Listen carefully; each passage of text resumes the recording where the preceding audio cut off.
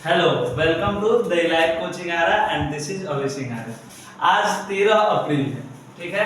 13 अप्रैल को जो ऐतिहासिक घटना हुआ था वो हुआ था जालियांवाला बाग हत्याकांड, जो क्लास 10 में भी बहुत इंपॉर्टेंट टॉपिक है। और जालियांवाला बाग हमारे अपने हिस्ट्री से भी रिलेटेड है, इसलिए ये जानना ज्यादा जरूरी हो जाता है। जब हम लोग जालियांवाला बाग पर डिस्कस करना चाहेंगे तो उससे पहले हम लोग को रॉलेट एक्ट समझना होगा, क्योंकि जालियांवाला बाग होने का कारण ही रॉलेट एक्ट था। तो रॉलेट एक्ट जो था कि 19 मार्च 1919 ईस्वी को अंग्रेजी सरकार ने एक कानून लाया जिसका नाम रखा रॉलेट एक्ट। लेकिन भारतीयों ने इस कानून का नाम काला कानून कहा, ठीक है। इस कानून को बिना वकील और बिना दलील वाला कानून कहा जाता है। क्यों? क्योंकि इस कानून में ऐसा प्रावधान था कि किसी भी व्यक्ति को केवल शक के आधार पर गिरफ्तारी की जा सकती है और उसे बेल भी नहीं दिया जाएगा जब तक प्रशासन चाहे उसे अपनी अदालत में रख सकता है, अपने जेल में रख सकता है बिना कारण बताए। तो इसी पर चर्चा करने के लिए एक सभा अरेंज हुई थी, क्योंकि उस समय जो मशहूर नेता थे डॉक्टर सत्यपाल मलिक और पंजाब के डॉक्टर सैफुद्दीन किचलू, दोनों को की गिरफ्तारी हो गई थी रॉलेट कानून के तहत। तो काल वैसाखी के दिन यानी कि 13 अप्रैल 1919 को पंजाब के अमृतसर शहर में एक बगीचा था जो जल्दी नामक व्यक्ति के संपत्ति था। तो उसी के बगीचे में एक सभा हो रही थी, ठीक है, जिसे जालियांवाला बाग बोला जाता था।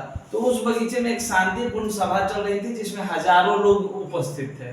तो इस सभा की खबर एक हंसराज नामक भारतीय ने जाके अंग्रेजी जनरल ओडायर को दे दिया।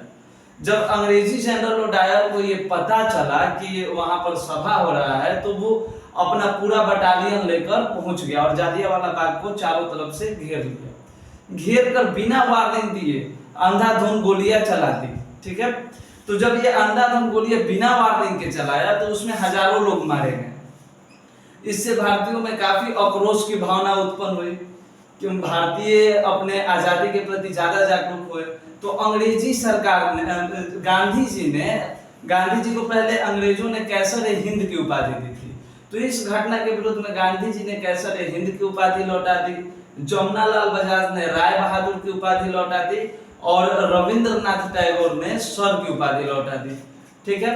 लेकिन जब भारत में बहुत ज्यादा उनका खिलाफ बढ़ता गया, 19 अक्टूबर 1919 को पूरे भारतवर्ष में खिलाफत दिवस मनाने का घोषणा किया गया।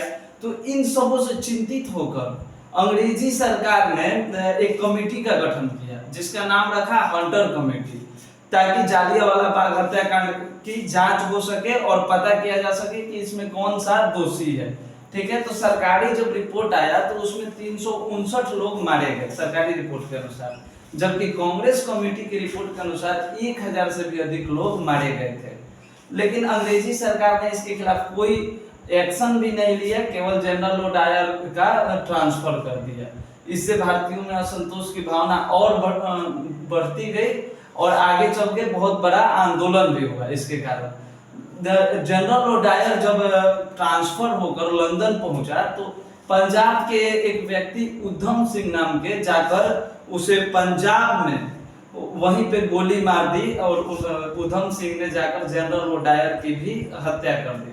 1919 में हुआ था, इसलिए 2019 में इसका 100वां वर्षगांठ मनाया गया था, क्योंकि ये जो हिस्टोरिकल घटनाएं हैं वो हम याद रखें। पंजाब के अमृतसर में आज भी उस बाग को, बगीचे को ऐतिहासिक रूप से सजाकर एक टूरिस्ट प्लेस के रूप में बनाया गया है, ताकि हम लोग समझें, हम लोग याद रखें कि हमारे इतिहास में कितने लोगों ने कुर्बानी दी थी देश के लिए, और इस देश प्रेम को हम लोग भली भांति परिचित रहे और अपने देश के प्रति देशभक्ति की भावना शो करते रहे, ठीक है।